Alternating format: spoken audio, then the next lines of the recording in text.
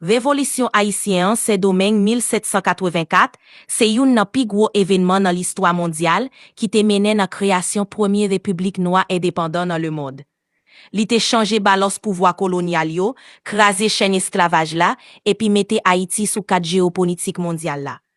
Yon aspect critique dans révolution ça, c'était rôle ak influence moun noir libyo, qui te pote expérience, connaissance ak stratégie essentielle dans lit pour liberté a. Dans SSA, nous pral examiner contribution moun noir libyo, leader important yo, ak impact économique ak social révolution haïtien, pendant nap mette accent sur rôle moun noir libyo dans livre impact. Leader ak contribution yo, révolution haïtien te gen plusieurs leaders importants qui te joué rôle important dans succès li. Tout celle ouverture qui te vin yon général exceptionnel, te mette base pour libération ak administration territoire. Jean-Jacques Dessalines qui te yon général brave, te prend contrôle après arrestation Toussaint et puis li te mene bataille finale qui te mene dans indépendance. Henri Christophe yon lok leader important, te continue travail pour stabiliser région nord ak bâti infrastructure solide. En plus de yo gen an pile lot figi takou Alexandre Pétion qui te gen yon impact important sou parti sud pays ak an pile lot moun noir libre qui te gen expérience militaire ak civil qui te aidé dans organisation ak conduite révolution. Jean-Jacques Dessalines te yon nan plus gros général dans révolution haïtien et puis li considéré comme papa fondateur nation. Li ke prend contrôle après arrestation Toussaint Louverture en 1802 et il te déclaré indépendance Haïti 1er janvier 1804. Li te travaille pour détruire système esclavage la net et puis li te défend droit moun noyo ak autonomie Haïti. Malheureusement, li te assassiné en 1806 pendant yon complot contre li. Toussaint Louverture avant ça te yon ancien esclave qui te monté dans royo pour venir leader militaire ak politicien remarquable. Li te négocié ak la France pour kebe yon forme autorité locale et puis li établi base pour indépendance là avant li te trahi et puis déporté en Europe côté li te mouri dans prison en 1803. Nan yon lot bo, Henri Christophe te vin yon leader après la mort de Dessalines et puis li te proclamé tête li roi Haïti dans nos pays ya. Li te bâti citadelle là ak an pile lot structure pour protéger nation contre évasion et puis li te travaille pour développer économie ak éducation malgré yon régime gouvernement strict. Dans Europe, révolution te inspiré plusieurs leaders abolitionnistes ak intellectuels tant que Frédéric Douglass qui te wè Haïti comme yon modèle pour lutte contre esclavage à travers le monde. Révolution haïtienne te yon événement sans pareil qui te redéfini concept liberté ak droit moun tout patou. Impact économique ak social, révolution haïtienne te poto gros changement économique ak social dans colonie anciennement prospère. Avec destruction plantation yo, ak fait esclavage là, modèle agricole ak économique là te changé net. Bien que ça te mené dans yon période difficile économiquement, li te tout créé yon société koke ancien esclave yo te capable posséder terre et puis vivre ak plus dignité. Révolution te changé stricti social là, bay naissance à yon nation kote tout citoyen te gen droit naturel nan liberté ak dignité malgré défi économique yo. Influence moun noir libyo te gen yon impact capital nan organisation ak leadership révolution haïtienne. Yo te pote connaissance militaire, stratégie ak expérience administrative qui te essentiel nan faciliter transition sorti nan esclavage pour rive nan indépendance. Analyse ça, jan ou décrit nan livre Impact, montre jan contribution yo te formé base nation et puis qu'influence développement nan plusieurs niveaux. Toussaint Louverture 1791-1802. Contre français yo, Toussaint te mené yon stratégie qui changeait allié plusieurs fois entre français, espagnol ak anglais, mais finalement li te vin yon allié français yo le yo te aboli esclavage là en 1793. Juste en 1802, li te contrôlé Saint-Domingue ak yon autorité de facto jusqu'à ce que li te arrêté par français yo. 1791 vin l'idée nan soulèvement esclave yo nan non Saint-Domingue. 1793 déclaré que esclavage la aboli et puis allié ak français yo contre espagnol ak anglais yo. 1801 proclamé yon constitution autonome pour Saint-Domingue. 1802 arrêté par troupe français yo et puis déporté en France. 1803 mouri en prison en France. Jean-Jacques Dessalines 1802-1806.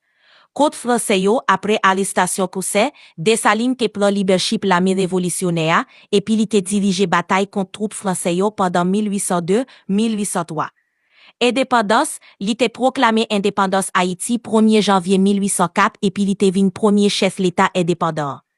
1802 vin chef l'armée révolutionnaire après arrestation Toussaint.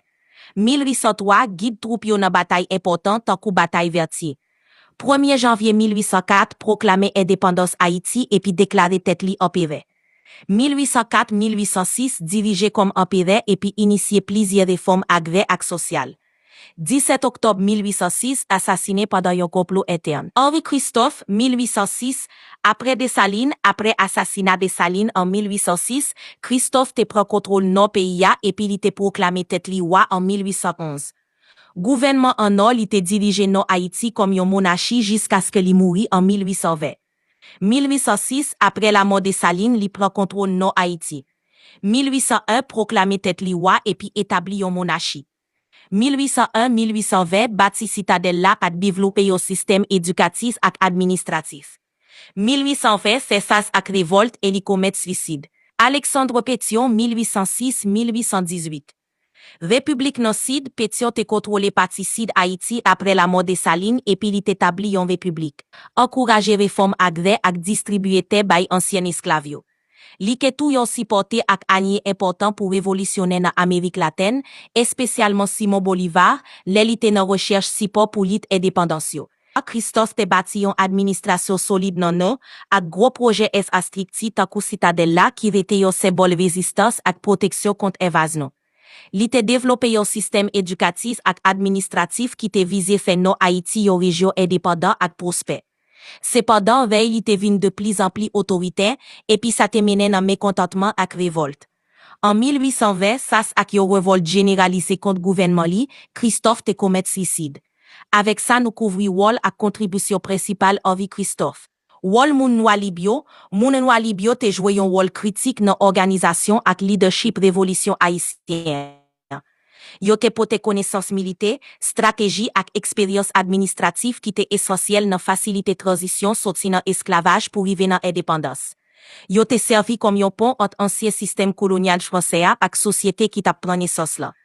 Genyen la yo qui te gen expérience dans commerce, éducation ak militaire, ça qui te permet yo jouer rôle dirigeant dans stricti social ak politique là. Par exemple, yo te aidé dans négociation diplomatique, formation l'armée révolutionnaire et puis gérer territoire pendant période koufi yo. Après révolution en pile nan moun noa lid sa yo te vin l'idée politique ak économique et puis yo te aidé dans établissement nouveau stricti social ak économique Haïti. Contribution yo te formé base nation et puis influence développement li nan plusieurs niveaux, bay ancien esclave yo yon modèle pour leadership ak propriété te. Qui a prêté rôle moun noa libyo ja yo présenté dans livre Impact. Interprétation sous impact, yon gardien mémoire sociale ak économique moun libnois. Livre Impact pas simplement raconter histoire révolution haïtienne, li fouye racine li nan noyau social ak économique qui te soutenu bataille liberté, et spécialement à travers jeu moun noa libyo, soit sa yo qui te libre avant révolution, ou soit sa yo qui te vin libre à travers l'ICLA. Sous plan social, Impact meke accent sur Jean moun noa libyo te joué rôle pont entre système colon français ak société qui t'a pran naissance. Yo pas esclave mais yo pas blanc non plus. C'était une classe intermédiaire souvent éduquée k'ap chercher place yo dans yo système qui pas vle blaniser yo ni complètement intégré yo. Livre la montre qui jan yo te servi comme outil organisation, tant qu'on notaire général, mesdames et messager idéologique pendant révolution et puis qui jan contribution sociale yo te fait peuple la pas seulement rêver liberté, mais structurer li. Économiquement, impact analyse changement propriété yo ak transformation plantation yo après révolution. Moun noa libyo te souvent vin posséder terre, mais yo te fait sas ak pression étranger, manque accès à capital ak système crédit paiement français qui te mette restriction sous autodétermination économique haïtien yo. Livre la montre qui jan yo te essayé construire une économie indépendante qui pas basée sur l'esclavage, mais sous travail paysan, coopération ak konrik, yon modèle que présence banque ak mission étranger te vin déstabiliser. Qui donc impact pas seulement analyser réalité historique, li se yo document qui crase silence là sous Jean moun libre noyé te pote chay construction nation pendant yo te mette sous pied alternative à système colonial là. Li expose kou qui Jean même liberté pacifique, les modes économiques yo te contre liberté ça. Livre Impact, c'est pas yon sec narration sur événement historique, li se yon analyse critique qui mette accent sur sa en pile historien pat mette devant, Jean moun noa libyo te utiliser expérience, mémoire ak stratégie pour aider former direction révolution. Livre la décode modèle compression ak réponse collective qui pas limité à esclavage seulement, mais qui entre dans l'esprit économie ak kilti. À travers analyse profonde sur wol moun noir libyo, impact montre ki jan classe sa te important nan organiser, lidere et puis bay direction à révolution. Yo te servi comme intermédiaire entre divers groupes sociaux et puis yo te pote avant yon vision de yon société côté liberté ak dignité tout moun respecté. En plus, livre la mette en valeur ki jan moun noir libyo te contribué dans structuration société après indépendance et débat yon fondation pour nation malgré défis internes ak externes. Qui donc impact et de reconstruire une compréhension plus nuancée et intégrée sous révolution haïtienne, montrer que succès li dépend de une diversité de acteurs et stratégies au lieu de simplification histoire et seul narratif. Livre noir représenté pas seulement une réponse à falsification histoire, mais tout yon chita parler ak souffrance collective yon peuple qui te libéré tête li pour tomber encore en bas forme domination piracinée. Livre la louzwi sur impact économique direct, dépendance agricole reconstruit, espace plantation qui change maître mais qui pas jamais changer logique exploitation yo. Ça traduit par exclusion paysan yo sous affaire crédit, accès sous terre et même sous commerce récolte yo. Sous plan social, livre noir a démasqué comment organisation sociale paysan yo t'écrasé, tout fait, ou soit colonisé par estricti étranger qui te masqué tête yo en bas étiquette religion, éducation ou soit aide. Ça mène nan bezako entre mémoire collective et discours officiel entre sa communauté à songer ak sa société civile publiée. Qui donc livre noir pa yon travail passif. C'est yon outil résistance qui révèle qui jan mécanisme moderne qui souvent vin pa non développement pour soit solidarité, continuer jouer rôle colon, mais ak l'autre ratsin yo. Ou pose livre la comme réflecteur li montre sa moun yo te dit, sa histoire pas dit, mais sa pays a toujours ap vive. Article 1er sous liberté ak terre. Liberté sans contrôle sous terre c'est yon menti historique. Après 1804, système kono yo pat mouri yo changé figi. Plantation yo pat disparaître, yo te entré dans men nouveau maître, souvent pas non noir libre ou soit intermédiaire commercial. Mais en réalité, c'était même modèle exploitation mette sous pied encore. C'est pas révolution qui échoué, c'est peuple là yo te trahi. Article 2e, moun noir libre yo pas figurant. Yo te se intellectuel, militaire, organisateur ak visionnaire. Yo pat tan liberté sorti en haut, yo ti seli sorti nan terre, famille ak mémoire. Livre impact témoigné de wol moun noir libyo comme base structurelle bataille là. Yo mette stratégie en place, gérer terre, bâti système social local et mener l'humanité sorti nan fait noir esclavage pour l'entrer dans lumière dignité. Article 3e, infiltration par développement.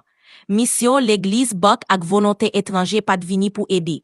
Yo te vini pour redirection. Fondation sa yo te détruit mémoire collective, yo mette sous terre à politique qui passe aussi dans peuple là, yo mette éducation pour effacer rassemblement la caille. Yo mette développement côté yo te gantan fin craser fondation indépendance là. Article 4e, terre c'est langage peuple là. Terre pas simplement yon ressource économique, li se base relation sociale, mémoire sami ak se bonne résistance. Le yo contrôler accès sous terre, yo contrôler temps nous, l'esprit nous ak capacité nous pour songer. C'est pas agriculture seulement yo tap réglé, c'est espérance nation yo tap simen ak récolter pour tête pa yo. Article 5e, livre Sésame. Impact c'est pas yo analyse faite, li Sésame lumière ak réflexion. Chaque mot li c'est yo coup de clé sous barrière qui te mette entre pète ak vérité li. Li mette face ak non date ak sa yo pat vle di nou. Se graine maï kap levé pour craser silence. Décret ça a ouvert pas jam fini, li écrit sous zonation, sous Tebouline, sous Makout Tanotan, sous Sigit Simon qui grand kou Josia. Tout l'autre décret chitas ça.